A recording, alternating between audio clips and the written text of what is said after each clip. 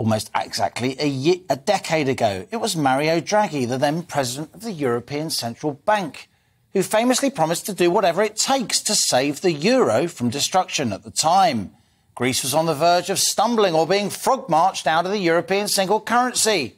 And Italy, the Eurozone's third largest economy, was so mired in debt that it too was in danger of sparking the currency bloc's collapse, threatening to spread financial turmoil across the globe.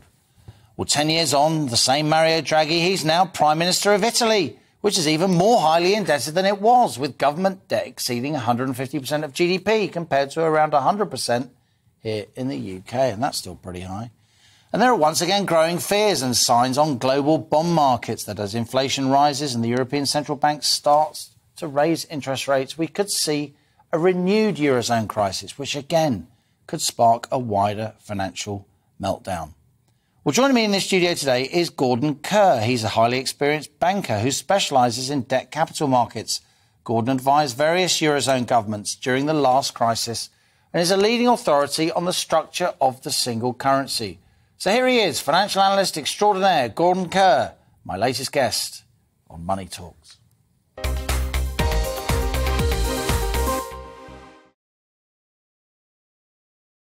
Gordon, great to have you here in the studio. We've known each other for a long time. We've often talked about the Eurozone. You were very much involved with the last Eurozone crisis. You were advising lots of Eurozone governments behind the scenes on how they could weather that storm.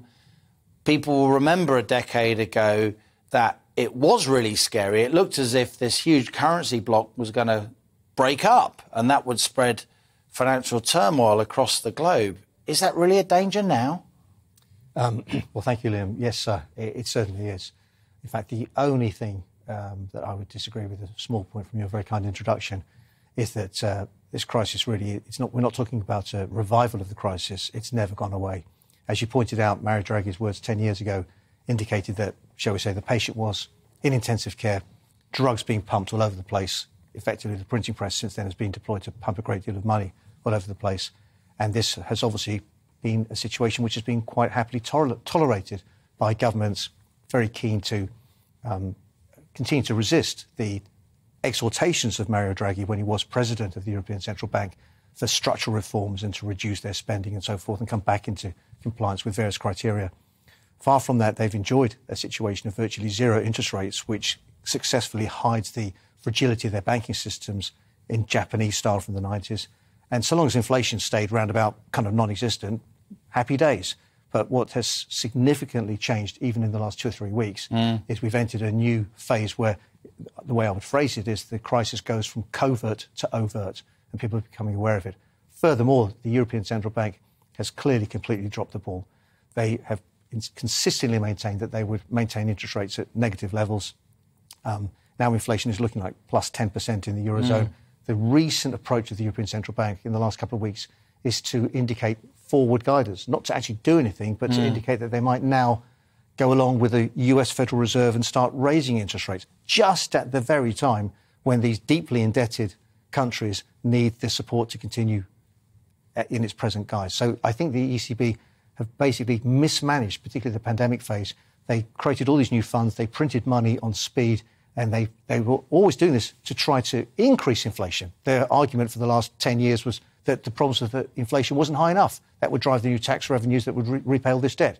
But now inflation seems to be out of control, and they're talking about doing a complete U-turn. Well, they can't do both. They can't continue to support these weak, indebted countries and increase interest rates. One thing or the other, and this is going to lead to a political lack of confidence, and the cosy consensus is, I think, about to fracture. Now, these are very difficult concepts. You explain them very well, Gordon. Just to amplify what you're saying, since about 2008-9, since the Lehman collapse, the financial crisis, big central banks across the world have expanded their balance sheets, created lots of money, the Federal Reserve in the US, our own Bank of England, and also the European Central Bank in the Eurozone. What you're saying is that the dangers of that, which are in many parts of the world, are amplified in the Eurozone because I think you believe, and lots of other people believe, though they're not often given a hearing, that the Eurozone as a concept just doesn't work. The idea of having, many, many different countries, with many, many different elected governments, with many, many different fiscal policies, and yet just one central bank, one interest rate, one exchange rate. History shows, in your view, doesn't it, that in the end, that kind of currency bloc, unless it's a major current country that acts as one country like the United States, you can't do that in Europe because there's still, even in the Eurozone, many, many different countries with different politics and different tax and spend. Is that accurate? Absolutely right. So one book that I was tempted to try to bring on to show your viewers was written in 1998, published 1998, before the euro came into existence.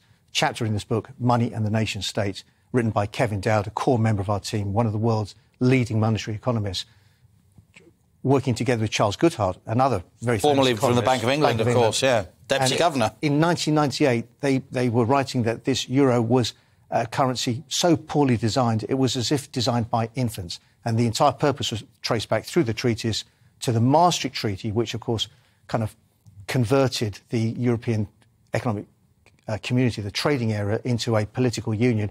And it was crystal clear from reading Kevin Dowd's chapter that the whole purpose of the design of the euro currency itself was as a kind of yoke, a tool to yoke the cows of Europe, all the member states together. Once in, there really wasn't... It was a political construct, and also to look America in the eye, to try and create a reserve currency to challenge the dollar. Now, you know, as I say, we've known each other a long time. You don't come at this, you're not, you know, particularly a Eurosceptic. You're not trying to diss Europe. You spent most of your professional life working in and around Europe. You're extremely well connected across the Eurozone with many, many governments and officials and people from the banking establishment and so on. What you're saying, though, is that you think this crisis that we're going into, this cost of living crisis, this inflation crisis, this sharp upward leg in the interest rate cycle, you're saying that could finally expose the Eurozone as being ill-designed. Could we really see a collapse of the Eurozone? Could we see the kind of turmoil on financial markets that we saw generated in and around the Eurozone back in 2011-12? Could that return? Yes, and to be specific, we're talking about the euro currency construct itself. And thank you, yeah, we are completely apolitical. I and all my close colleagues, John Butler, who I think you know, chaps like Bob Liddon and others, and Kevin Dowd himself, extremely talented people, we will pitch to any member state. We think the euro is likely to be the first fiat currency to have real problems.